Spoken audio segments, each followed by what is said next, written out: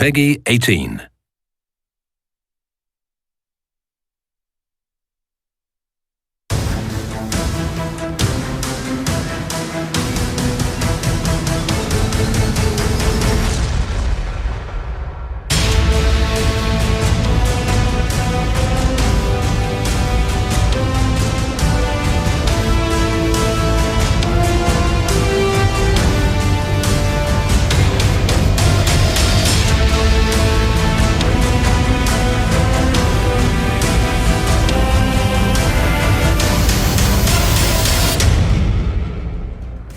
Hello everyone and welcome to the Call of Duty Black Ops 3 Global Esports Reveal, coming to you live from Gamescom in Germany.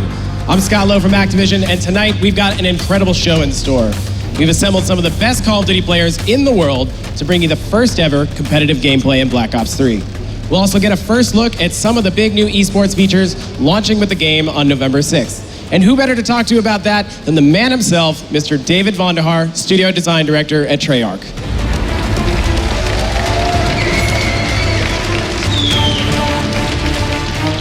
Thank you so much. It's really exciting for all of us to be here for sure. Tonight, we are going to see some very talented players from all over the world showcase the game live on PlayStation 4s. Thank you to Sony for all of your support. On top of the live gameplay, we get to share some of the new things that we have in the game on the esports front. Now, this is something that the team at Treyarch has been focused on for the last 3 years, so it's really cool for all of us to finally share all of it with you and the world. All right, now before we get too far into the esports, as much as I'm really excited about it, let's kind of recap what the core innovations to multiplayer are. So there's a lot going on in the game, as you guys all know. So we're obviously super excited that the fans get to play Black Ops 3 here in Cologne, but we all know, hopefully by now, about the new momentum-based movement system. That's the system that lets players fluidly thrust, jump, and wall run, and swim, and navigate through the world. There's also the specialist system. And the specialist system really challenges the way that players engage in combat in key points in the match, and you're gonna see that, of course, featured here as well tonight. Yeah, I think between the new movement system and the specialist, it really opens up like a really incredible strategic opportunity. So, you know, with that in mind, was the game kind of designed, or were those features really designed with esports in mind? Yeah, so really since the start of the Black Ops series, we've been really looking at esports as this great opportunity, extremely fast-growing component of everything we do. The game modes like Hardpoint, the Codcaster, these are all now staples of Call of Duty and the competitive scene. We think the core movement system and the specialist are going to lead to some really great competitive play. But all of that's really just the beginning, as we will show you all of it today. Awesome. Well, I can't wait to see it in the hands of the pros. These guys are so good. So, speaking of which, let's meet our casters who will be helping us MC tonight's matches. Thanks to the MLG for letting us borrow Maven and Mr. X. All right, thanks, Scott and Vaughn. I am Maven, joined by Matthew, Mr. X Morello. But it's the esports reveal. How pumped are you? We are beyond excited for this. Yeah. We both love Call of Duty esports. We travel to all the events throughout the year, and this is what it's all about. I mean, Black Ops 3 esports, where it all kind of started with Black Ops 2, it's going to be massive. It's incredible. I know we've been so excited. We've had a couple days here. The players have been playing a lot. Some of the stuff we've seen them do has been absolutely ridiculous. We've had some hands-on. I am so excited. There is so much more information, so many features to bring to you over the course of the next hour. And the game just looks beautiful. I mean, as the players are playing it, the movement, like they were talking about, it's really fluid, really easy to get a hang of. It's going to be awesome to watch them play. All right, well, speaking of those features, we've got Scott and Vaughn with the rundown. Thanks, guys. Now, Vaughn, Treyarch has a long storied history with esports, with the introduction of COD casting tools, league play, and integrated streaming in Black Ops 2. How did you guys really kind of set out to top yourselves in Black Ops 3? It's been a really amazing experience for all of us to watch the growth in competitive Call of Duty. I've said it before, but it's really important to say that until you watch competitive Call of Duty be played at the highest levels in an arena like this one, it's very hard to understand, and that's why it's important for us to showcase it. Starting with Black Ops 3, though, it was very important for us to really make sure we made the right choices about how to continue our investment that we've put into the growth. So our esports agenda innovates in a couple of really important ways. First, we really built league play and put it together and are calling it Arena, and it's made it a far more accessible experience, which we're going to tell you all about. we did a bottom-up evaluation of how game content is used competitively, and we want to make sure that that's a part of the experience, and you're going to see what that feature is all about. We've also spent a lot of time on the Codcaster feature itself. We need to make it easy to configure and set up. We have to provide some new tools for the casters to create the best broadcast package that they can for their viewers at home. Being able to spectate a Call of Duty competitive game is just as important to us as being able to play one, so that one's very important to me personally. Awesome. Well, let's start with the weapons and gear. Obviously, that's integral to the competitive experience. These guys, they become accustomed to things, they get really into it. In years past, the competitive rule set was kind of defined by competitive organizations, by the developers, by the teams. But now with Black Ops 3, you're really kind of taking that and putting that power back in the hands of the players. Tell us about protects and bans. So there's no doubt that this is the most significant change to how Call of Duty esports will be played over the coming years, and it's something that I'm really excited about. There's always this pretty large and sometimes contentious sort of idea about what should be restricted. What do you consider competitive? What do you consider anti-competitive? And how does all that work? But restricting game content actually takes the game and sort of pushes it further away from how the vast majority of people actually play the game, where they play with everything. So it's on us as developers to properly balance the game for sure. It's on all of us who are interested in esports to promote a real healthy ecosystem where the public game and the competitive game can be as similar to one another as possible. That's why right here, right now, on this show tonight, we are going to demonstrate the bans and protect system. So when you're playing in a competitive game in Arena or in a custom game, there's an entire metagame where players take turns deciding what piece of content they want to ban and what piece of content they want to protect. So before the game even starts, players are presented with a series of choices. Each player votes to ban or protect one piece of game content. Now, this is a very flexible system with a lot of custom configuration. Now, for the purposes of demonstration, we put all of the game content in the system. That's anything in Create a Class. That's all the score streaks. That's every specialist, weapon, or ability. That's hundreds of pieces of game content. So it's a whole new meta layer for the game, one that the players are in complete control of.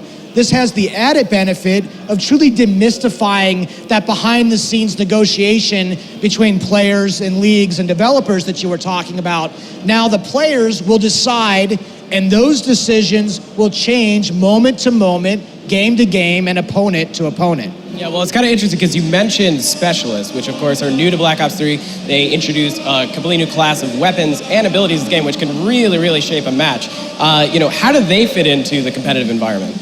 As we've talked about before, we like to say that the specialist weapons and abilities are designed to fit in that power band that exists between all of the content in Create a Class and the score streaks themselves. So it's absolutely true that specialist weapons and abilities are going to be extremely effective and very, very powerful in a competitive game situation. So, as an example, there is nothing quite like finding yourself in the right situational opportunity to activate Ruin's overdrive for a clutch run with the satellite drone, slam dunking it right in for a game-winning score. Now, this makes picking the right specialist or ability at the right time for the right game mode all that much more critical to the game. So specialists work with the competitive agenda in a very important way that we call the specialist draft. Now, the specialist draft is when each player from each side can only have one specialist weapon or ability per team. So let me use an example. Let's say it's a pro game, it's 4-on-4, it's uplink. During the setup of that game, only one player can take Ruin Overdrive. The other 3 players on that team have to take a different weapon from the specialist or a different specialist ability. Yeah, I mean, it seems like the teams have to think very, very carefully about what they pick. And but more importantly, I think, from a kind of podcasting perspective, I think there's a lot more to discuss in terms of the metagame and doing that analysis, which begs a really important question, which is what Maven and Mr. X have to say about it. So what are your guys' thoughts? All right, this is amazing. Matt, You were a former professional FPS player. I was semi-professional at best. But when you hear stuff like meta, balance, all these words I'm getting so pumped, or just think of the way this is going to diversify and make it such a more dynamic gameplay. And you get deeper into the bans and protects, right? A team that has a player like Clayster probably has to protect his dominant AR that he's Absolutely. really good with, or he has to get good with all the AR. Yep. So it adds so much more depth to the game than the way the specialists are used. You know, a player like TP, maybe he goes for a more OBJ-minded specialist. And then, you know, some of the best slayers in the game, they'll pick some of the weapon specialists and be able to use those to their advantage. So the game will change game to game, opponent to opponent. Well, we saw just in the course of yesterday, really. Right. You know, one player's going off big time with a specific rifle. Next thing you know, that gets banned next map. The course of, you know, an esports season, the course of the game, the way to watch this stuff change is going to be absolutely amazing. But, you know, we talked about the fact that we have competitive players here. We are, of course, going to be having some Black Ops 3 action. We've got Scott, main stage. We're going to have a live draft.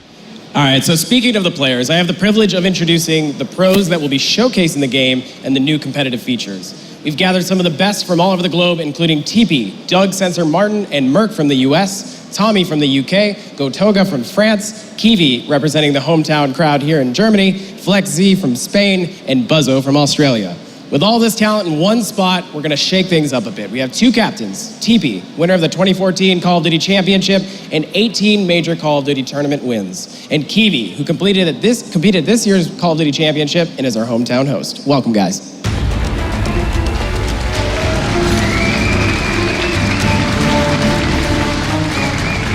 All right. So this really is your guys' first opportunity to go really competitive in this game. So, you know, how does that feel? This game is awesome. It feels like Black Ops 2 with the new movement, maps, and other new stuff. I can't wait to play this game. Awesome. And what about you, TB? It's an honor to be here to represent the COD esports community. Seeing it grow over the years has been absolutely amazing, and I think we're in for a very good year this time around. Awesome. Well, due to a coin toss earlier tonight, we decided that Kiwi was going to have first pick. So this is a pretty defining moment. So who's it going to be? My first pick is Buzzo. All right.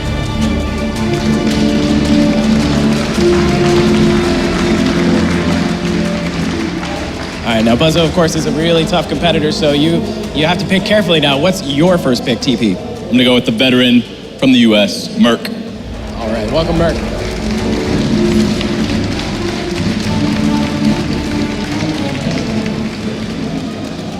Okay, so this is kind of a defining moment, Kiwi. So who is going to be your next pick? The one and only Sensor.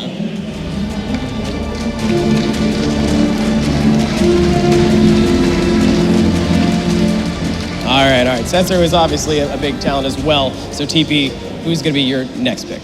Next, I'm going to go with a boy from the UK, Tommy. All right, welcome, Tommy.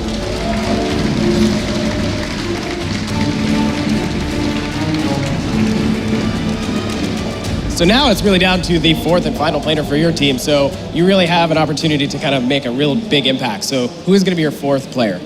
I'm going with the best French player, Gotaga.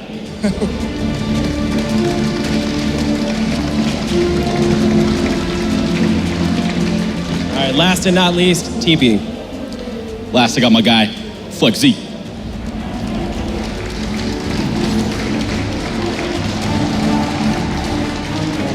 All right, guys. Well, now that you have your teams, I think we should have like a proper handshake, have a good clean match. Thank you so much.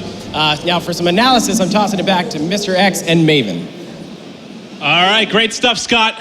Matt, let's break down these rosters. What are your initial thoughts? You know, Teep's team's going to be pretty good. You know, Teep and Tommy on the same squad with Merck. Expect Merck to be running the AR on this team. Then you know, I feel like Tommy's the UK version of TP in a way, right? They're just so good around the objective, such selfless players. Expect them to do some really good things. But look out for Buzzo. We've been, watching these players play throughout the last, 2-3 days, and Buzzo's been absolutely crushing. I mean, there were multiple games that we were watching. Obviously, we were messing around with the Codcaster mode, getting hands-on as well, and Buzzo would have like 48 kills. I look down, and the next closest is going to be 24, which is just absolutely ridiculous. But taking a look forward, our first game type is going to be Combine Hardpoint for game number 1. This is set to be just a ridiculous matchup here. Now, Combine is set in the remote Egyptian Sahara. This vertical farming and sustainability research facility pays fast and frantic with tight interiors, an open middle, and a dangerous flank path. I think this is going to be an absolute battle. We've had some really, really back and forth games throughout the past couple days. Right, the middle of the map gets crazy, and you're able to win those gun engagements with assault rifles from base to base. It's got a wall, you can actually wall run to the opposing team's base, and then that far side of the map has that wall running spot all the way on the opposing side. So that is a good flanking area to get to the opponent's base. Then you're going to have the other side. It's going to have just a rocky area where you're going to have to win some close quarter gun engagements. And what I love about this map is it's viable for SMG players and assault rifle players, right? You know, the SMGs can go on the flanks, play close quarters on the outside, and then the ARs can dominate the middle. Yep, it's certainly going to provide a good variety. Now, we talked about bans and protects and how influential they're going to be on the game. Let's kick it off. This is going to be the first glimpse here of the live ban protect system. Yeah, so Tommy and Sensor are both going to go at the same time here, and it's pretty much a race. So you see Sensor, he's going to ban that thermal sight, and Tommy, he's going to go for the UAV. So both those players are going to go down to the next two players in line. Yep, we'll keep ripping through here, see what players are trying to eliminate. You know, it was really awesome just watching through the course of that first day how dynamically it changed game by game as players started to adapt to each other's playstyles. Right, because players started to ban, you know, the guns that the other players were good with. And then it saw, you know, game to game, game mode to game mode really changed. See Gotaga, he's going to go to protect that M8A7 favorite of everyone from Black Ops 2. Yeah, we've seen that M8 used so much, and not surprised that's the first one protected. You'll see Flex going to be banning the mothership, and then Kiwi will protect that man of war. That's for his teammate, though. That's for his teammate, that's for Buzzo, 100%. Yeah. Buzzo has been ripping with that man of war. Here's where, you know, the strategy comes into it. You know, Buzzo has that last ban. He's not going to be able to really, you know, Merc would have probably banned the man of war right there. You know, that's been Buzzo's go-to. He ends up getting rid of 6th Sense, and then Buzzo gets rid of C4 at the end, and now we have the specialist draft Maven. Yep, this is huge. Now, we've seen a lot of different game types. We've seen how these players have adapted again over the course of the past couple days. These picks are going to start to come in. You're going to see Annihilator coming in as first pick for Sensor and Tommy. Tell me a little bit about that specialist class. Yeah, so the Annihilator is that massive high caliber revolver with penetration rounds. You know, you're going to see players try and pick up lots of kills on the outside. You're going to see TP go with Ruin Overdrive. You expect that out of a lot of the OBJ players. Lets you to move fast around the map. Gotaga going for that Outrider Sparrow. It's going to be nice to have that bow be able to. Yeah, we haven't seen it used a ton. We'll see if it can be used to effect in this hard point. And then Rejack, you'll see that coming in on both teams. Tell me a little bit about Rejack, Matt. So Rejack, when you die, allows you to come right back to life. You know, there's a smoke around it. It's great for, you know, players that want to hold down positions and then they want to get a second chance of it, right? You know, you have to use it at the right time or else it's not going to be as effective. You see the last two players, it's going to be a Prophet Tempest from Merc, and then Buzzo going to go with that Reaper Psychosis. That's one that we've seen a lot of players do some nice stuff with. Oh, yeah, the Psychosis, you know, you're going to have those holograms. We've seen them use the drones. Able to, defensively, we've seen it offensively and hard points specifically. You know, you'll have people set up in the hard point. You're trying to bust in. You send out the holograms, provide a bit of a distraction, then you're able to fly in with the sub, fly in with the AR, make a big play on the hard point. It's been phenomenal for me to see just how quickly, I mean, I know it's too early to develop. Innovating how they've been using this stuff, right? You know, the first day we saw them just kind of basically using them, you know, just randomly whenever they got them. Now you're seeing them time when they use these specialist abilities really, you know, coming up clutch. I mean, we've seen a few times where, you know, that Rejack has come in, you know, saved a team from losing those spawns. And then we've seen something where the Prophet Tempest, you know, it's able to just jump into a hill, clear, weaken, you know, 2 or 3 opponents. So it's going to be interesting game to game how this is going to change. And you'll see here the one bit we didn't talk about. You get to edit your class and score streaks before we hop into the action. Obviously, with how much more diverse this game's going to be, how much more you have to be familiar with different weapons, different score streaks. Before each game, you're going to have a chance to edit your class, get everything set to go. As soon as players ready up, we'll be ready to hop in. Again, game 1 is going to be hardpoint on Combine. I cannot wait to get the action, Matt. And as a team, you're really going to have to work together to pick, you know, what are we going to ban? What are we going to protect? What order we're going to do it in? And then, as we said before, it's a race. So those first 2 players are trying to ban and protect the same thing. It's to whoever gets there first. All right, game 1, Team Kiwi going up against Team TP. All right, I know this isn't the finals of a tournament, but I still need a prediction out of Matt. Who you picking in this one? You know, Team TP is pretty strong. I'm going to be looking to see how Buzzo, though, plays for Team Kiwi. He's got that Reaper Psychosis. You know, with the assault rifle, you imagine they protected the man of war. He's going to have that in his hands. Going to be interesting to see how he's going to play. Well, speaking of what you talked about, Buzzo, I'm going to kick things off with him as we're getting ready to hop into the action. What's bound to be an amazing game 1. Yeah, and you're going to see them fight over this middle hard point. It's going to be right in the center of the map. Going to be teams fighting from all over the place. You're going to see teams going all the way up to that top side. You're going to see that green arrow try and get to the other side of the map for that flank. And then on the left-hand side, you're going to see players try and win those close quarter engagements and then just slide out and take that middle hard point. Yep, you can see via the X-ray. Obviously, that is just for you viewers at home, and us casters able to get vision on where the pushes are coming for. Buzzo is going to be taken out after he started out 2-0. Going to switch over to Team TP. Tommy also 2-0. He's set up in the hard point right now, trying to get as much time as he can for his team. Out to an early lead here. Now, Matt, one thing I want to touch on as we're early into the game, we have a little bit of time to talk here. This has been a great addition. You have the ability here now on the controller. Widget, yeah. You pull up the widget here for each player. You can go through, you'll see at the bottom middle of the screen here, but you can see Psychosis. He has the Man of War. You can go through all the perks, see everything that they have on their class, able to pop it right back out. It's incredible here for us and for you at home to see what's going on in the action. It's such a great little graphic end feature in the Codcaster mode. I mean, makes it so easy for the broadcaster. Just looks great and professional. And you see Buzzo on a 5 streak now, has that Psychosis ability. It'll be interesting to see when he decides to use that. He's getting close to his streaks as well, Maven, so he's going to try and set up for this next hill, regen some health, try and get those streaks. As we remember back to Black Ops 2 competitive play, how large were score streaks? Huge. It just completely changes the game. It's amazing to have them here in Black Ops 3, as we'll see Buzzo so close to streaks, and now he's going to have it set up. Going to have the Hellstorm missile, going to be set up for when he comes off a spawn. We're going to stay on with him, as he's got his specialist ability up. He's fully got loaded. streaks. I mean, he has his specialist ability. He has 2 score streaks. The Hellstorm and that Guardian will decide when he uses it, and that's what's going to be the whole metagame, right? You're going to have that pre-match metagame deciding, what we're going to protect, what we're going to ban, what specialists we're going to use, and then in-game, right? When to use score streaks is such a large part of Black Ops 2. Now it's when to use your score streaks and specialist abilities, because those special abilities can change around the game, right? This hard point's so close. Let's say there was a ruin with the gravity spikes. He was able to just jump in there, clear a hard point out like that. You wouldn't want to waste that. You see, that is going to be the Nomad using his rejack ability to come back to life right there. Yeah, I'm going to keep eyes on with Tommy real quick, just because he's 9-6. He has the Annihilator in his pocket when he's ready to use that. We've seen that be used very effectively in different game modes. There it is. There's the one-shot kill. Can he get a second? Able to pick it up as he's heating up with the Annihilator. You see, he's got 5 shots left in that. They've got a 23-point advantage here, and Tommy's starting to roll. And we've seen some players do some great things with the Annihilator pistols. He absolutely destroys Gotaga there.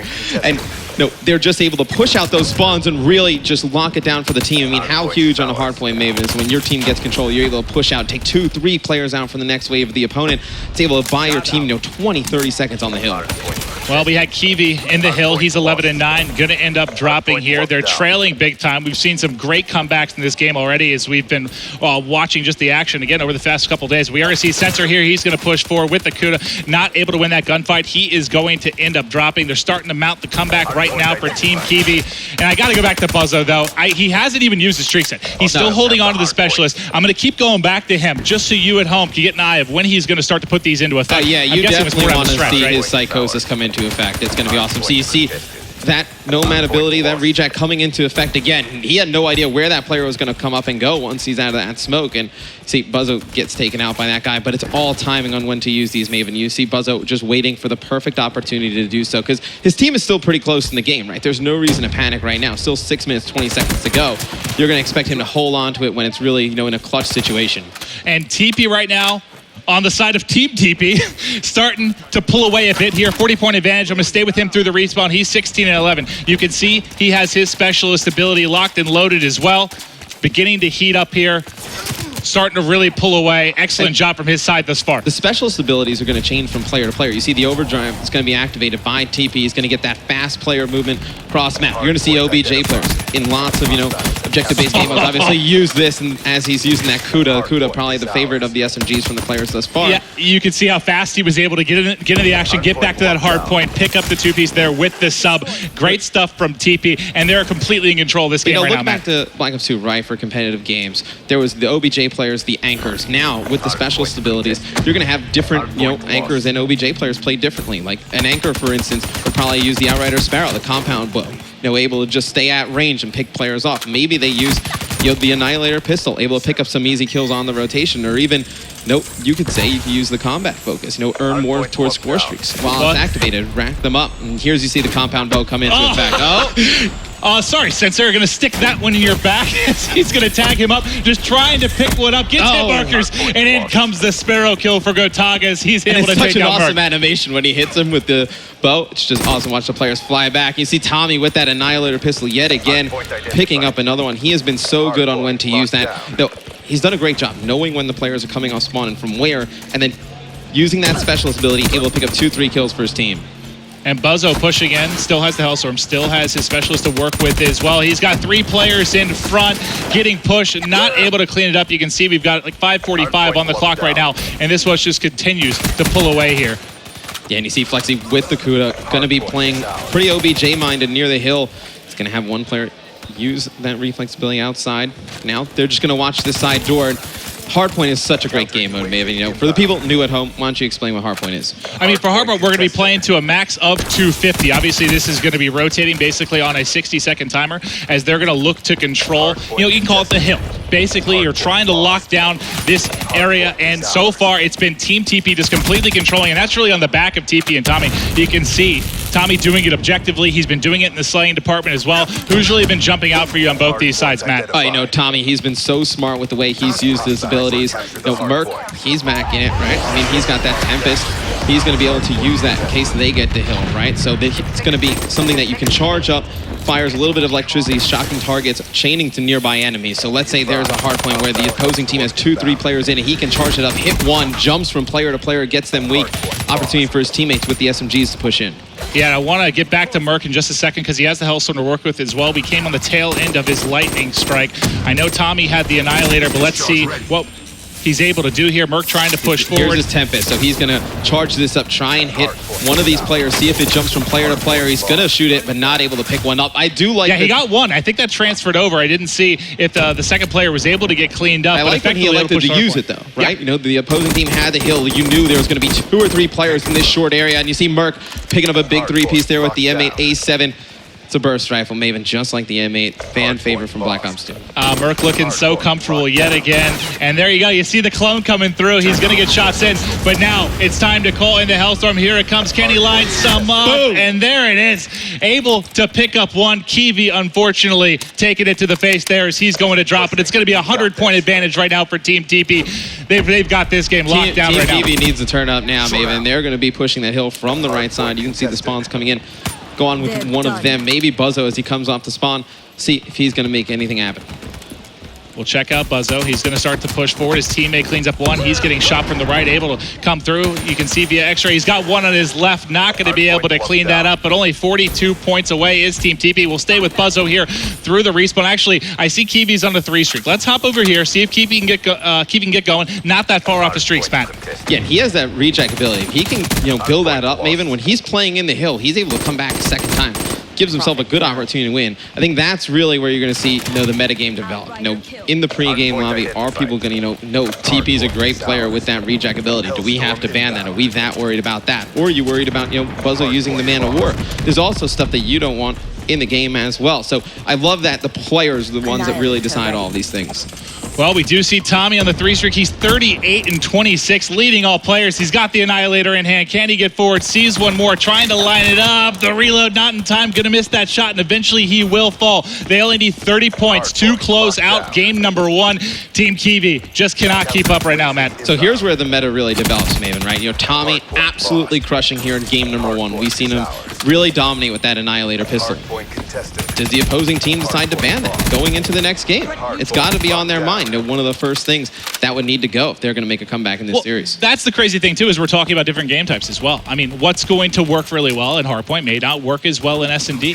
What's working well in S&D, you know, not the same for Uplink. So it's going to be amazing. And you know, obviously there hasn't been a ton of time for these games to kind of develop a meta and get forward with these players. But there's going to be so much over time. Like the way this is going to change, it's going to be so fun to watch how it works out. Month to month, day to day, the meta is going to change in this game, right? You know, players are going to say, hey, for an OBJ player, maybe this specialist and this setup works well. And then the next month, once teams start to adjust and, you know, ban some of the things that the OBJ players are using, they're going to have to pick a new kind of default loadout. So it's going to change from game to game, month to month. It's just going to be amazing for Call of Duty Esports. Well, I'm going to go on with Team Kiwi, Matt.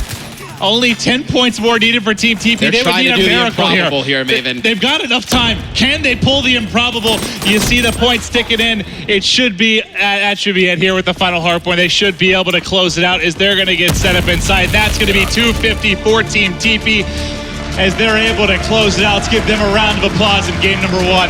And we got to see, I think Buzzo was teasing us to start. He was holding on to that Hellstorm and his specialist for so long, but we got to switch through. You got to see some of the guys use the specialist effectively. You got to see a ton of different guns used. There's going to be so many dynamic plays in this game. You got a question. Buzzo had the Hellstorm. He had that specialist ability for a while, and you never really saw him use it offensively or defensively for his team to hold things off. So that's really where it's going to come in, the timing of when to use all of these different things to really give your team an advantage. Well, through game one, obviously Team TP going to be in control there. Who really stood out for you? Were there any plays you really like? Maybe stood out to you? Tommy was amazing with the Annihilator pistol. I mean, he was just hard to argue that with that. But Buzzo, with that Man of War assault rifle, he is so good and accurate. Yeah, you saw. I mean, he was that guy kind of playing for streaks, and that's going to be again a new dynamic that we're going to have in Black Ops 3. You saw him play a little more reserved, able to pick up quite a few kills. We were talking about how well Buzzo's been playing in this game. We actually have him set up with a live interview over with Scott. Thank you so much. Buzzo, as a fan watching you play, is really incredible. Obviously, a little bit of a tough break, but how did it feel to get into kind of the first competitive match? Oh, it was amazing. We were playing before. We've been practicing for the last day and a half. We played before actually, and it was really close. We had an uplane game. We lost by a point. That map there, we lost by a point. That one wasn't that close. We got destroyed. It was very fun. It's traditional sort of Black Ops 2 style, but it's reinvented. So your 3 lanes, very simple. Everything makes sense for competitive. If you're in a point, they should be coming from one point, and it's all simple. It all makes sense, which is great for us competitive players. Yeah. I just wanted to ask you real quick. I got to know, was there money exchanging hands when he got the Protect for your Man of War, which you've been not doing too bad with over the last couple of games? Yeah, no, well, we've been joking, the last day and a half, we've just been joking about it because the very first few games, I was dropping 40, 50 kills. Everyone else was around the 20 mark.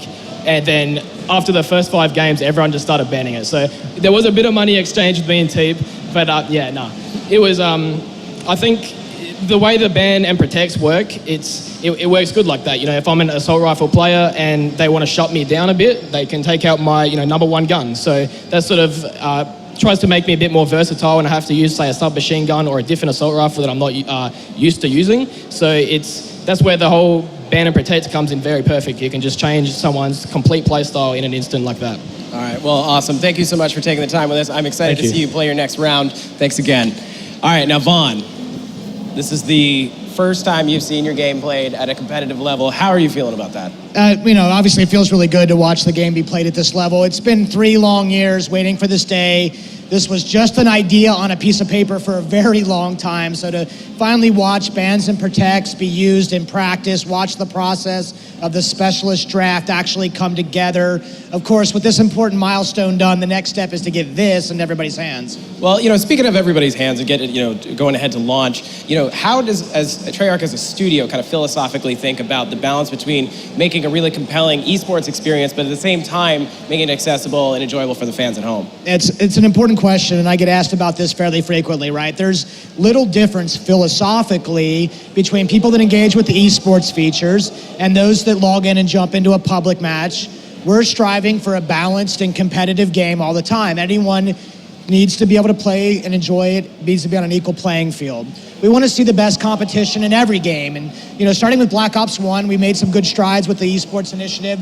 Going into Black Ops 2, we were able to grow the competitive agenda. But Black Ops 3, we believe these features are really going to help expose competitive to a broader audience by giving every player agency over what they deem competitive with the protects and ban system. Well, yeah, but also at the same time, you're creating a path for players who play, competitively maybe on a personal level, but aren't part of a formal pro team. Tell us a little more about Arena and how that really differs from League play. That's a very important point to make. Arena is the ranked online play and the replacement for League play in Black Ops 3. In Arena, you are ranked on wins and wins alone. If you win, your rank goes up. If you lose, your rank goes down. All this is visualized for the player with a really simple numbering. At this point in development, there are 20 ranks as well as a master's division at the top. Every 5 ranks, you need to string together even more wins to go to the next level, so it gets progressively harder. Now, this system has some built-in protections that we're excited about. For example, you need to lose 2 games in a row in order to be demoted. You lose 2 steps in the ranking system if you quit out of games. but we don't let you be demoted out of your skill tier to prevent reverse boosting. So as a player, this is very easy to follow. You have a number. The bigger that number is, the higher rank you are. The number goes up when you win games, and all the ranking is done at an individual level. So you have a rank, and I have a rank. You don't have to try to assemble the same 3 to 5 people every time you want to play, although it doesn't hurt to play with the same people every time. That only helps you win. Arena will improve the experience for everyone because of how accessible it is. So basically, long story short, what you're saying is there's no way for anyone at the office to contest how I'm pretty much way better than them all the time. You are not better than anybody at our office, but you better work your way into Masters League if you'd like to be invited over to the studio anymore. All right. So while you and I argue about who has the better score per minute, let's toss it back to Mr. X and Maven to set up the next match. All right, thanks, guys. Matt, there was a very common misconception throughout Black Ops 2 that I only got to my Master's rank on the back of you and Rambo Ray. That's 100% true. It may be 100% true, but now, in Arena, it's individual. I'm going to stand on my own 2 big boy feet, and I'm going to climb my way to the top without you. I'm excited they've taken measures, for the reverse boosting and the players quitting out. Absolutely. And it's just a much better system. Yeah, it sounds phenomenal. Everything we've heard about Arena. I love, my favorite part of it is, as stupid as it sounds, it's so simple, but I love when you move up, you lose, you move down. It's simple. Doesn't get much simpler, right? Extremely competitive. Yeah. And that's what I think everyone's going to love about it. I can't wait. It's exciting stuff. Now, you did see a game number 1. Again, it was Combine Hardpoint. We're going to be looking forward to game 2. S&D, Search and Destroy, a staple of the Call of Duty esports community. It is going to be played on Hunted. Now, Hunted is a big game hunting lodge. It's situated beneath a waterfall in the lush mountains of Ethiopia, where rugged terrain opens up the long sight lines and a stealthy underwater pathway. So we've seen some interesting stuff using the underwater pathway in this, and you're going to definitely see it in this match. Players going cross-map under the water, just jumping out onto the bomb site, able to surprise players planning or defusing the bomb. It's awesome to watch. You have to check so many areas. It's not going to be really predictable search and destroy. And I think, the bans and protects is going to be huge in this. What changes from game 1? That's beautiful water from there. The game mode. It's beautiful water. It looks great. You can probably swim. Great vacation town. Yeah, it's a hunting lodge. You wouldn't want a vacation there. But I'm going to get into the bans and protects voting here. See what Merc and Sensor do right off the rip.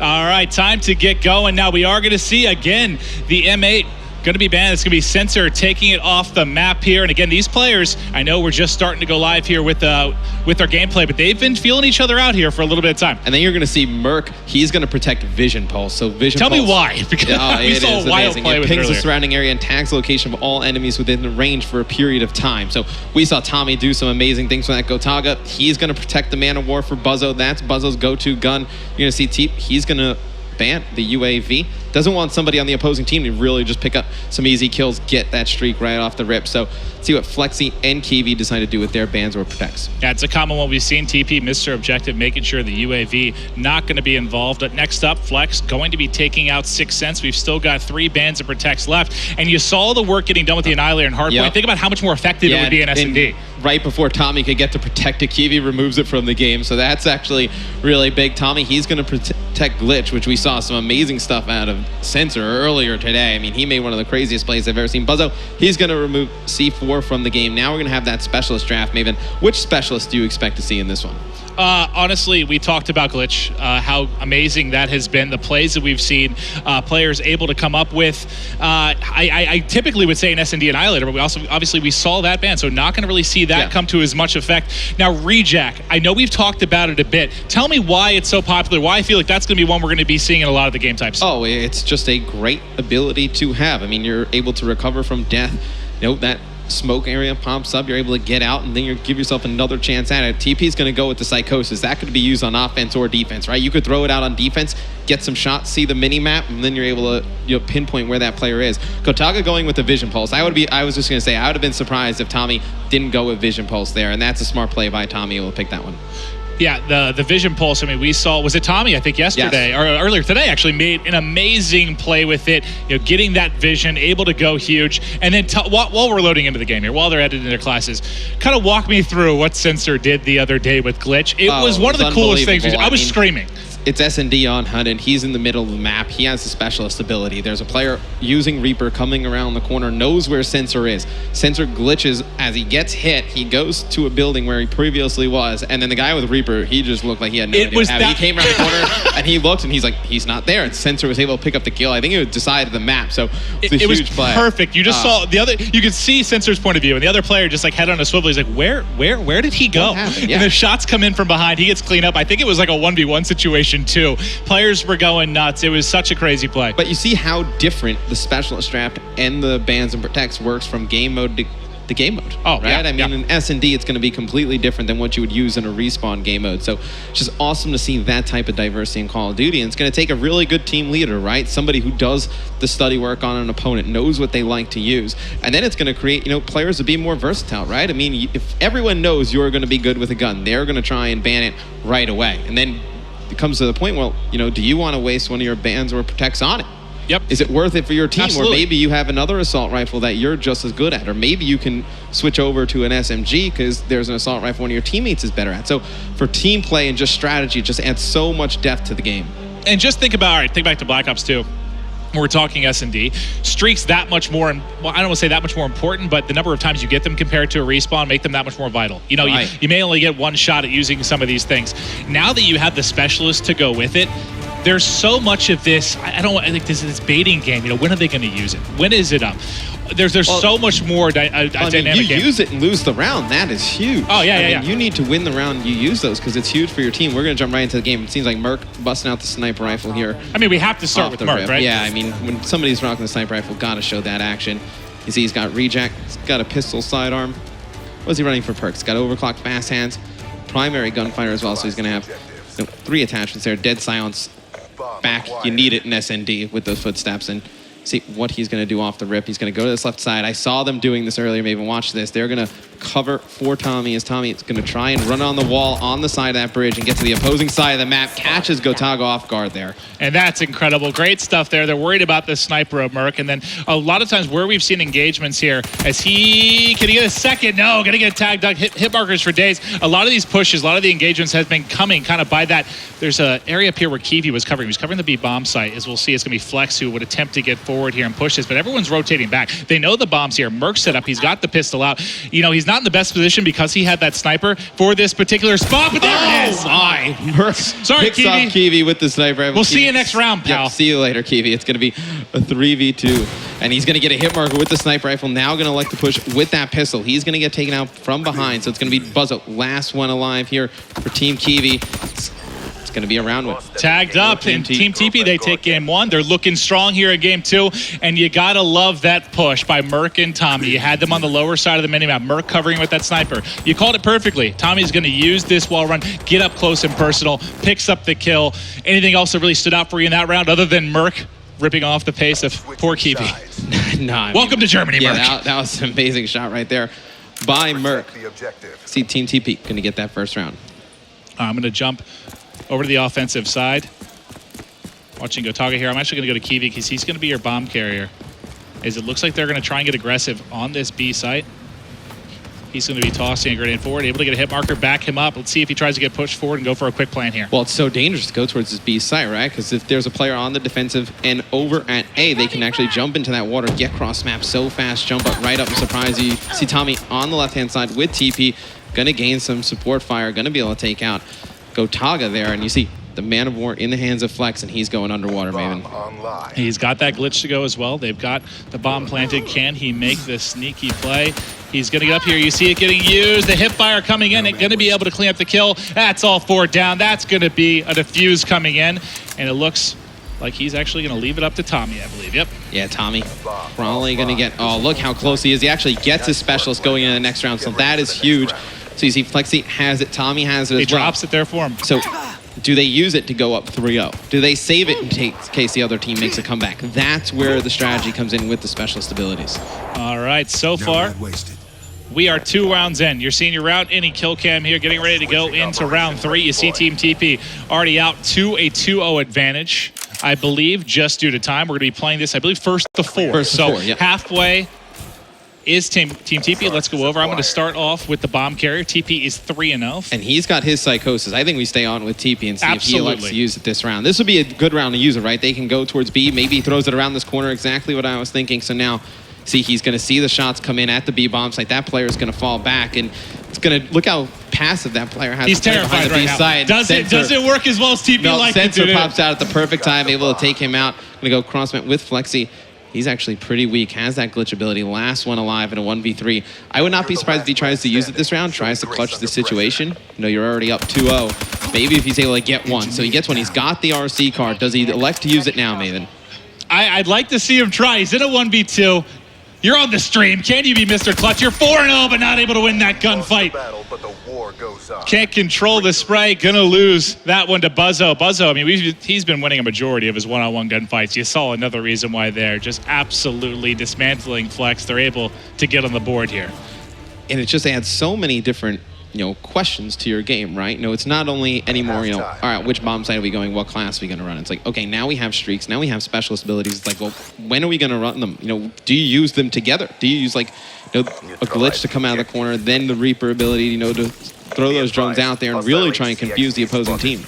All right, let's hop on with Doug Sensor Martin, voted most likely to be in a reality show in 2016. We'll see if he can come up with some big plays. You see he does have his specialist ready. Yeah, and it just seems like they're just trying to get a pick here. He's going to have one player cross map. Merc nice shots coming in from taken Sensor. Down by Sensor, though, but Merc was able to get to this round. It's going to be a 2v2. Flex and TP versus Sensor and Buzzo. See TP going on that long flank. The RC car is out. See if he's able to pick one up. He's trying to get close, not able to do so. That RC car goes for a whirl right there.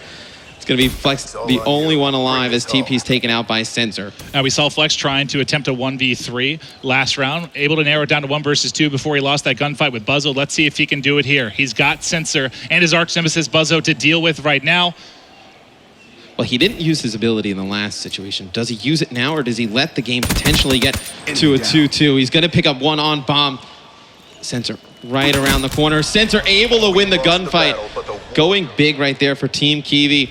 It's going to be all tied up at 2 apiece. Yeah, and this is tied up 2-2 because Team Kiwi winning those one-on-one gunfights when it comes down to, you saw Buzzo win one, you saw Sensor winning it here. Accurate shots coming in to close it out. They tie it up 2-2. So first to 4, Maven, right? Yep, first to 4. This would be a pivotal round for a team to win. You expect them to use, if they have a streak, if they have a specialist ability, this is where you think the round would come into play. Well, let's stay with TP then. He has it up. He's going to have the bomb. No, actually, I'm sorry. Bomb is going, or switch over to TP. He's going to have the bomb. We'll actually stay with Flex, though, because he hasn't used it yet. He's held on to it for several rounds now. Is this something you use early, or you wait for that one-on-one, maybe 2v1 situation? I mean, that glitch ability, you want to use it when you feel like you're going to die in that gunfight. He's going to come directly to the right-hand side of Buzzo, able to pick him up. So huge first blood right there. He's going to get shot from behind. Didn't have an opportunity to use his ability. That's what I was wondering. As soon as I saw that player flanking on the minimap, I was like, is he going to try this out? Sensor has his as well. So if he gets pushed by the second player, maybe he decides to use it. TP too fast, though, out of the water. That was such a great bait by Team TP. You see Merc. He's going to get taken out, uses that reject ability, come back to life. That is a huge play right there. Yeah, if he wins this 1v2 after the reject, that would be so sick. He's got the snipe. He's trying to push up. He has a player right to his left. Can he get the kill with the pistol? The hip fire not going to get it done. They'll be able to get the defuse. That's going to be Kiwi on it. And that was, what, a 2-0 lead for Team TP? Yeah. Now back-to-back rounds here for Team Kiwi. They're one away from closing it out. Flexi doesn't use his glitch ability. Merc burns his right there, burns his rejack. Now, Team TP doesn't really have much to work with. I believe Sensor still has his specialist abilities, so if they want to, they can really kind of go for the kill this round and put this game away. Well, that's what you're talking. That's what we were talking about earlier. Kind of, you get that lead. Do you want to use them early and just shut them out? Just snowball this, close it out. They decide not to. They decide to save them for these clutch moments. Different teams will have different mindsets on when to use these things. There won't be a right way. There won't be a wrong way. It's just kind of player preference. And you see Buzzo has that Reaper ability, going to bust a sniper rifle out. And this is going to be great because he's going to be able to just throw those drones out there and then just be able to poke out with the sniper rifle, pick one player off. We'll see if he's going to be able to get eyes on anyone. I believe across the way is going to be Merc. He hasn't got a line of sight on him yet. It's actually Merc that's going to be using the wall climb. He's going to try and get up, comes in the window, not able to win the gunfight. He's going to lose that one. You got to love the bit of parkour there coming out of Merc trying to get forward. That's going to be Sensor able to win the gunfight. They have a 4 versus 2 advantage right now. If they can win this round, they'll be able to take game number 2. Watching Sensor, he's getting forward. I'm going to switch over to Kiwi, the bomb carrier. He needs Sensor to get them. But he's got an RC car as well. So Kiwi's got streaks, has the specialist. His team is in a much better spot to win this game. And look how sneaky TP is right now. Maven don't want to spoil it to 4v1. Oh, he was going for the ninja defuse right there. Gets taken out. You got to try it, right? Yeah, you got it. You're in the 1v4. TP tries to sneak the ninja, and unfortunately, Kiwi set up. Too smart, ready to close it down. Picks up he had his psychosis ability. Maybe would have been able to throw that out on bomb, get one player to just run over there, just maybe shoot at it, catch somebody off guard. Might have been the time to use it right there. But a 1v4, really, nothing you could do about it. All right, so game 2 in the books. Team Kiwi down early, 0-2. They rip, 4 straight, and they're able to win the game there. I guess what stood out for you, was that more they got their stuff together, or was it the fact that Team TP got up early? They didn't really use their specialist abilities early. They didn't really use them to their full effect, right? They got them, they didn't use them together, didn't kind of combine them in one round to really solidify a victory. They just kind of used them one by one and ended up hurting them in the end. All right, well, we do have Tommy set up with a post-match interview with Scott. Take it away. Thanks, guys. Now, Tommy, as a fan and as a viewer, I love watching you guys play Search and Destroy. It's absolutely incredible. Now, with these new features and these new gameplay elements, how do you feel like it's kind of like shaped the mode? It's improved it drastically, because now you've got different sort of avenues you can go down, and before the game you can sort of build your strategy in the bans and protect. So if you want to just play for picks and so on, protect vision pulse and so on like that. So it's improved it a lot. In that match, I watched your beloved Annihilator get banned right off the bat as some sort of punishment for the game 1, I think. But then you got the save with the vision pulse being protected, but you didn't have a great opportunity to execute against that. What's the penalty to you when you don't pick the right time to use it? Well, it only lasts for like 2 seconds. It just the whole scan of the map. So pretty much I sort of used it prematurely. Like I just used it to start the round to see where they were going. Whereas if I saved it later on, I could have then we could have played as a team and got a pick. So it could have changed the whole game. Awesome. Well, that was an intense round, and I'm excited to see the third and final one. So thank you so much, Tommy. I really appreciate it. Thank you. All right. Now, Vaughn. Yes.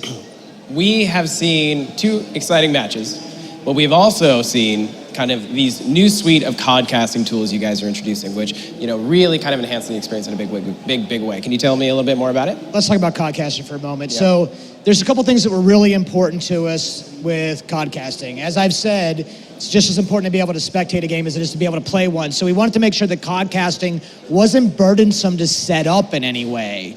Right? So in Black Ops 2, the caster can specify which settings he or she wants to use pre-game in the lobby before they even start. And those settings can be saved as part of the custom settings, so you can be recalled and they're always available.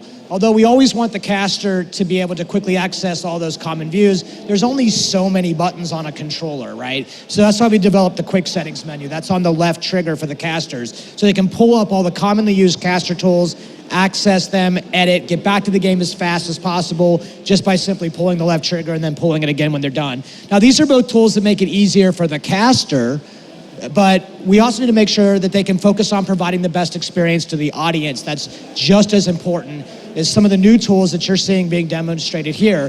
The player loadout widget is the big one. The player loadout widget gives the caster the ability to call up and specify any details that he wants. This can be any specialist weapon, ability, equipment, perks, wildcards. It can be any combination of those, as many or as few as he needs. Although the casters always do a phenomenal job of memorizing the names of hundreds of pieces of game content, they don't have to because the widget is scrollable so they can see exactly what's been equipped. But my favorite caster feature, and one that I've been thinking about for a very long time, has been the team identity. So as you can see in this broadcast, the casters specify the exact names of the teams. They can change out the team logo. They can set the colors that represent the team for the cast. This replaces everything in the game about team factions.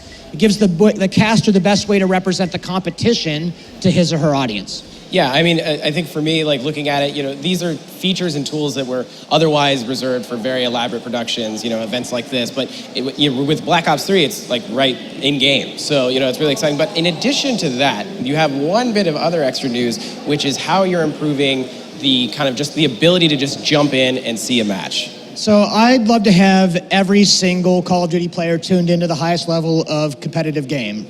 But we don't control every screen in the world, but that means we need to come up with some tricks, and Treyarch has some good tricks up their sleeves here. So I'm very excited to tell everybody that the best way to understand competitive is to watch it to be played at the competitive level. So for Black Ops 3, we've created the live event viewer. So major events like this one can be piped directly into the game so everyone can experience the intense action. One button press pulls up any major events live stream directly inside the game, full screen, so none of the details will get missed. Now to us, the live event viewer and a lot of the other things that we've been talking about and have mentioned are just really the beginning of a huge plan that we have to grow Call of Duty esports. Yeah, and I think, as much as that's all very well and exciting, like you said, it's really all about seeing it in the flesh. So let's toss it back to Maven and Mr. X to set up the next match. David Vonderhaar, Treyarch Studios. I love you. Yeah, it's made Codcast really easy to use. Everything that is amazing. Easier for me, I'm a fan of. Yes. I can barely handle the controller for this stuff. So the more you make it simple, the more I love it. This is incredible. The live event viewer. With the team identities, you're able to just go in there and type in, Team TP, Team Kiwi, Optic, Phase, whoever's playing at an event, you're able to change it on the fly. It's just so easy. It's going to make for just a great broadcast experience. So many more tools. Love all the features and information we are getting out of Vaughn. Now, looking forward to Game 3. We are going to be having an uplink coming up next. Yeah, so uplink in Black Ops 3. It's going to be interesting to see how the specialist draft and everything works in this game mode as well. You look at a Ruin Overdrive, right? The initiate the boost for that speed.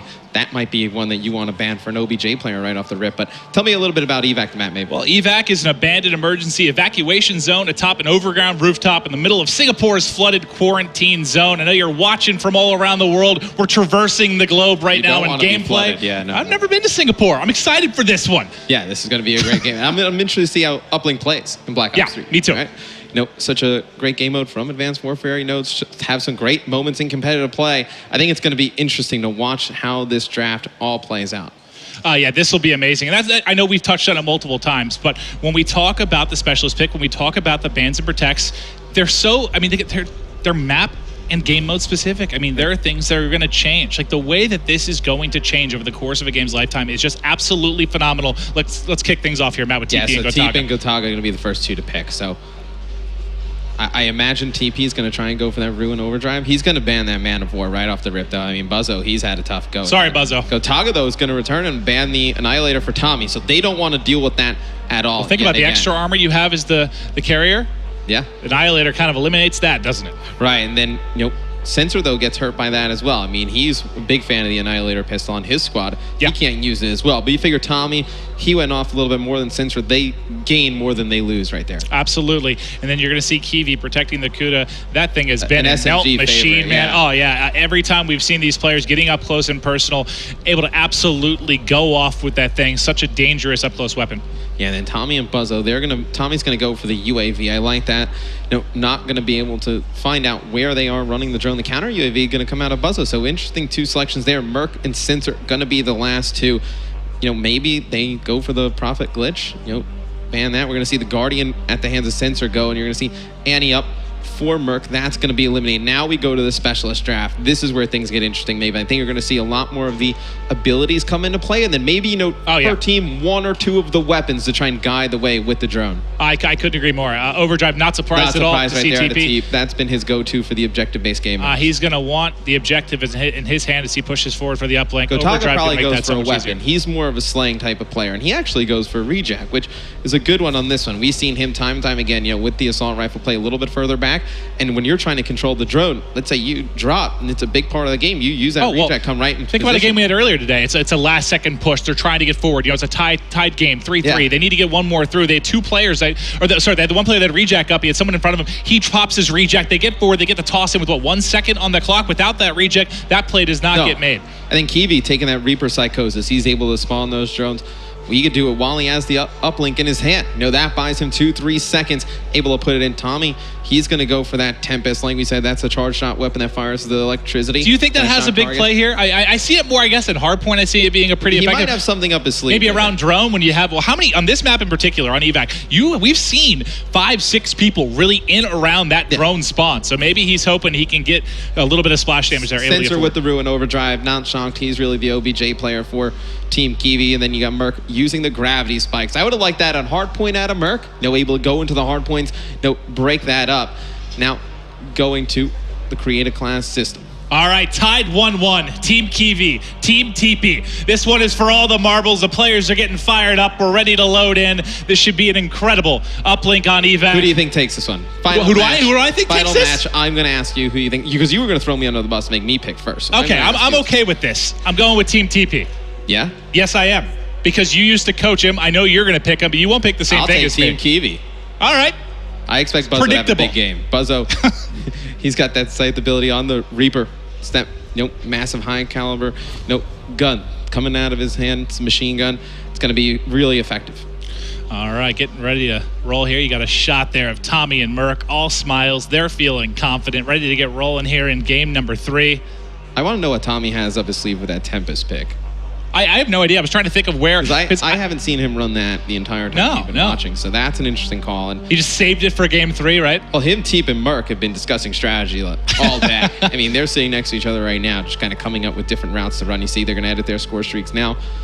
Figure out what everybody wants to run on the squad. Well, let's talk about score streaks. I guess what do you think would be most effective in a game like Uplink? Do you think with your basics, your Hellstorm, your Lightning? Oh, those are going to be huge in Uplink. Those are going to be huge. I think so too. I mean, especially really offensively, defensively. I mean, you think of it like you would a CTF. You're going to be able to make big plays as people are going to get forward. I mean, the Uplink has the Lightning Strike has that ping. I mean, you're able to figure out where players are. You can call that out to the teammates. Then you can decide where you're going to put it.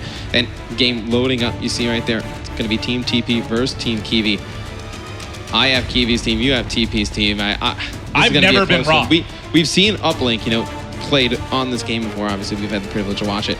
It's fast-paced, like you see it now. But I think it takes even more teamwork, right? I couldn't agree more. Just due to the pacing of it, it definitely, we've seen it taking quite a bit more teamwork, a lot more about control. Let's take a look here off the rip. I'm going to start things off with TP. Now, you'll take a look at the top middle of the screen, really, right under the time. You'll see it says away, basically showing that no one's going to have the drone in their hand. As soon as TP picks that up, it's going to now show TP. So just get an eye on there. You'll be able to see who's going to be carrying it. He also, remember, he has overdrive. He doesn't have it up yet. He's going to be taken out pretty much immediately, going to be dropped there. It's going to move forward. We're going to see Sensor getting his hands on the drone here early. But he's going to have to be careful when he uses that overdrive, right? I mean, you get dropped so fast with the drone. If you use it just single-handedly, you see Sensor, he's going to bait players out with that drone on the ground. He's got it already. He's got overdrive already. I mean, Sensor just absolutely crushes that player. You see how fast he's going. Goes over one. Able to throw in a one-point play right off the rip. That was disgusting. Doug Sensor Martin.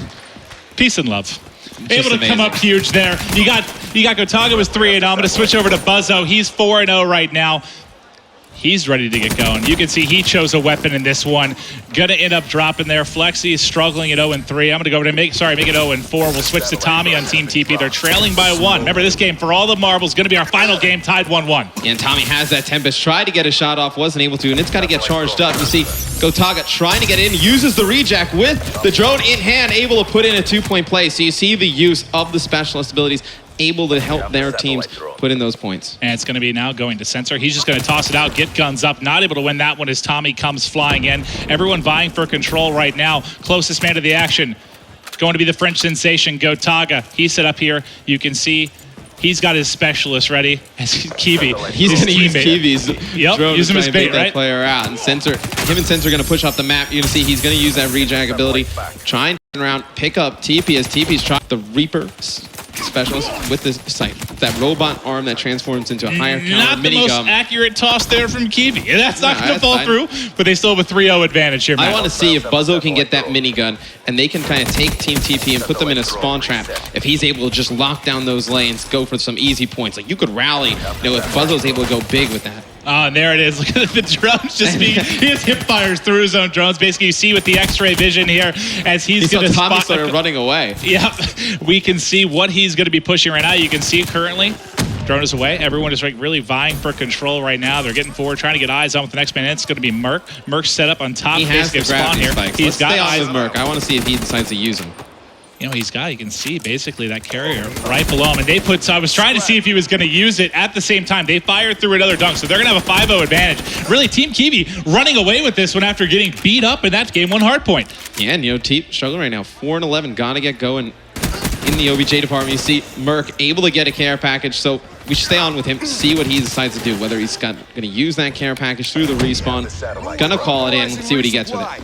All right, we'll keep eyes on here if it's going to be dropping in. Under 2 minutes to go in this one. He's still got his specialists up as well. TP, though, is going to have drone in his hands. I just want to see what he's getting, and then I'll switch over to TP or carrier. So he's got a UAV. Now, going to help TP know where the opponents are as he's trying to score this for his team. You see he's going to use this area to wall run. He's going to quit that overdrive at the right time. He jumped over it! TP! Too much overdrive. Yeah, Teep got a little bit too excited there. He's like, I am going to make a huge play. Everyone's going to go crazy, and then now he just jumped over the backboard. Right, he's the laughter of everyone here. Yeah. Not able to pick it up. It's going to be down. Sensor is able to grab it. Can he get it? Gonna toss it off here. And they've still got this 5-0 lead. Unfortunately, what was going to be a sick play from TP, I was going to say comes up a little short, sort of the opposite of that. Actually over jumps the satellite scoring area. It's going to be Sensor with overdrive ready. See when he decides to do it. He's going to pre-aim this door. He's going to get one. Then he gets killed by Tommy's Tempest. You see a jump to Kiwi. Tommy able to take out two there in the middle. We said how he was going to use that. Oh, there you go. You saw it come into effect right there. That was awesome. Able to pick up a couple there, switching over to TP. He's going to grab it for just a second before he falls. He's double negative right now at 8 and 16. Not having the best game 3, but I expect the veteran to step it up. We got 30 seconds here left on the first side. Who's able to pick it up? It's going to fall to Tommy. Now, can Tommy get forward? Instead of resetting, he's going to decide to wrap. He's going to go for that same route that Teep used. It's such a great route. I mean, you can get that height while wall running, and then you're able to just jump in for that score, or even you're able to throw it off the wall here. Tommy's going to go for it too. He's going to put it in. So Team TP going to get on the board here with 10 seconds left. And I think it was Gotaga that got a kill just a second too late. It's away with 5 seconds. I don't think anyone's in a position really to fire one last one through. Last second going to tick off the clock. And 5-2. This could very easily be 5-4 though, if it wasn't for TP jumping out of the stadium. Yeah, then on uplink, we're going to switch sides. Going to play another round. Obviously, scores will accumulate. It's going to be very interesting to see if Team TP can make the comeback. Only down 3. Obviously not remotely out of this. Over the past day or so, we've seen some ridiculous comebacks here. And again, if it wasn't for one mishap, this would basically be a tie game right now. Who do you want to start off on side 2? I know we do see Flex is going to have... absolutely crushing right now. All right, let's go to Gotaga. 21-11. Haven't given him enough love. One of the best players in all of France. We're known for his really high sensitivity, right? We see Gotaga make some amazing plays. Able to pick off one right out the rip. It gets one. Drone with the Tommy for this second is now going to be backed to Sensor. I got him highlighted on your minimap. We're going to see him trying to get forward, going to the north side. Gotaga's going to be the one leading the way. So going to stay with him just a second. As he's basically his cover is they're trying to get forward. He's going to drop. I'll kick it back to Sensor. He's going to have your drone. There comes the speed. Tries to fly through. Gets the shot off just as he gets zapped. And Tommy hits him with that Tempest. But Sensor able to get it off right in the nick of time. Big play right there out of Sensor. He's been doing some great work in the OBJ department. Yeah, some of these shots he had, that first one he had with overdrive and that one, I mean, he got that off with half a second to go really before he fell. They have a 4-point advantage right now, sticking with him just for a second through the respawn. I'm actually going to go over to Buzzo, as Buzzo is currently on a 4 streak, and he's melting. He's got side set up, not able to get the second as he pushed him. How deadly is that, And that is great when you have a spawn trap set up, right? So Buzzo wants to keep that in his hand, so they get a 4 dead. They know exactly where the other team's spawning. He pops that specialist ability. He's probably able to get 2-3 players coming off spawn.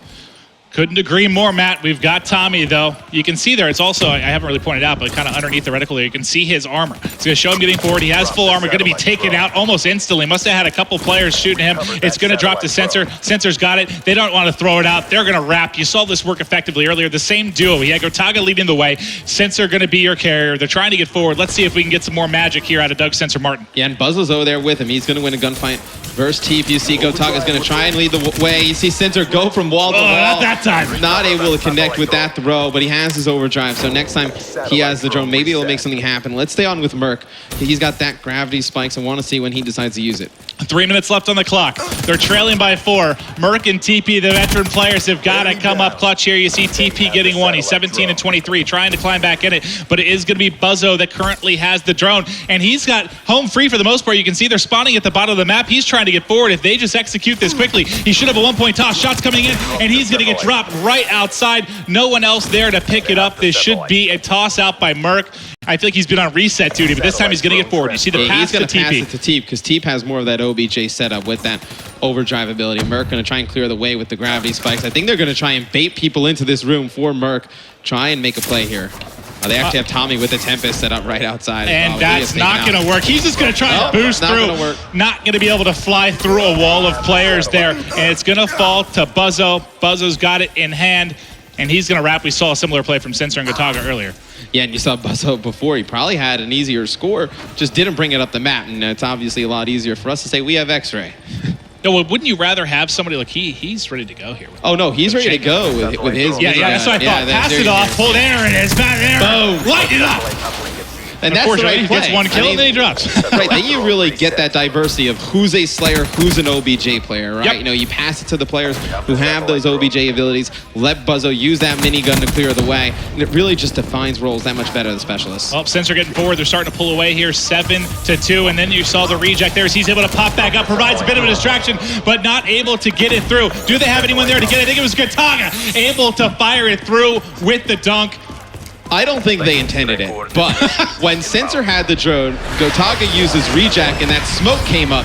As soon as the smoke came up, you saw Sensor pop his overdrive and then try and use the smoke from Gotaga coming back to fight in front of him back to life to try and run that drone in. Worked as a great distraction, right? Yeah. All right, well, here they are getting forward yet again. You can see they've really been enjoying this north side of the map as they're coming forward. Can he make the jump? Gets cut down. Is there anybody else there maybe in a position to make the play? Kiwi was there for a second. Gotaga's coming from behind. Buzzo was there. He fell. Gotaga might have a chance. There's two. Can he get the third? Oh, loses the gunfight. That would have been a huge kill if he was able to pick that up. He had the dunk. Free dunk if he wins that one. But honestly, at this point, 45 seconds on the clock. Team TP has to do something massive here if they're going to make this comeback. And if you're Gotaga, you don't even need the drone at this point, right? Maybe in 30 seconds left, you have rejack. You can just stay right on the drone spawn and come back to life, fight a second time. I mean, your teammates would have been up by now, but it seems like they're going to go for another score. And how many times have we seen this kind of grabbing drone, instead of pushing forward, they're wrapping back. They've been wrapping around the back and taking the north side. Didn't really see that from the players when they first started playing the map. Already starting to develop a bit here. The toss goes way off to the right. Not able to sink that one. Clock is ticking away. This is Team Kiwi's game. There is no amount of miracles that can bring back TP. You've seen Kiwi go massive. Same with Gotaga. Sensor doing a nice job in the OBJ department. You see Gotaga picking up one here. He's just trying to pad his stats a little bit. Buzzo's been so consistent all day long. Team Kiwi wins this one. And you went with TP. You tried to take that prediction away from me. You thought you were sly going first. I really did. You baited me into it. They looked so good in the game one respawn. They disappeared. They fell apart. I'm going to be having a long, stern discussion with Merc and TP tonight. Well, once they kind of figured out the opposing team after that first respawn, you saw the bans and protects change. And that's, uplink right there. And Tommy without the Annihilator pistol. So what was the difference maker? What was the difference maker in this series? Would you argue, it's early on. Do you think that Team Kiwi adjusted to specialists and bans and protects a little bit quicker? Because that game one, I mean, that was an easy win. Game for Team two, TP. we saw Team TP. They didn't really use their specialists to their fullest potential. And then in game 3 right there, you saw Team Kiwi take out the Annihilator pistol, do some stuff that changed up the roles on Team TP, and they never really could figure it out. They let me down. I thought I had a strong choice. It felt good at the time, Matt. In fairness, I would have taken Team TP. Yeah, 100%. If you would have asked me, I would have taken them. I knew if you were going first, you were going to take it. I tried to make the sneaky play. Unfortunately, they come up a bit short, but excellent to see. Now we have Uplink being played on Black Ops 3. And it looks great. As fun as ever, right? I mean, it looks just as fun as ever. I mean, even more fun. It just plays so smooth. Uplink, a fan favorite game mode of everyone in the esports community. All right, well, that is it for Matt and I. Thank you guys for watching. We're going to toss it over to Scott and Vaughn, center stage. Mr. X, Maven, those were some of the greatest games I've ever seen. Thanks for coming out here and helping us showcase the game tonight. Guys, thank you very much for coming out to Gamescom. Now, we know this was a showcase for fun, but we do have something for you as a token of our thanks. PlayStation heard that you guys were going to be on the stream, and as the new home of Call of Duty Esports, wanted to make sure that you didn't walk home empty-handed. On behalf of Sony and PlayStation, please accept these PlayStation 4s. Thank you very much for coming out. Thank you. It's been an absolute blast watching these guys compete and talking with you about all these features, Vaughn. Thank you so much for taking the time. This has been awesome. Look, it's always really humbling and exciting to see all of this in action. The team back in Santa Monica has been working very hard for the last 3 years. It's really things like this, the fan reaction and the push, really helps us out and regenerate, sort of gives us the energy we need to push towards the launch of the game. All right. Well, but between all that we've seen here tonight, the multiplayer betas launched on PS4 on August 19th, and everything else the team at Treyarch has cooked up, there's certainly a lot to look forward to when Black Ops 3 launches on November 6th. And for fans of esports, Treyarch and Activision will have even more exciting news about additional features, leagues, and seasons in the months ahead. You won't want to miss it. For now, however, our show draws to an end. For more on Black Ops 3 and Call of Duty Esports, check out callofduty.com and be sure to follow Call of Duty, Treyarch, and Activision on Twitter. On behalf of everyone here in Germany and the teams back home, thanks so much for watching and have an amazing night.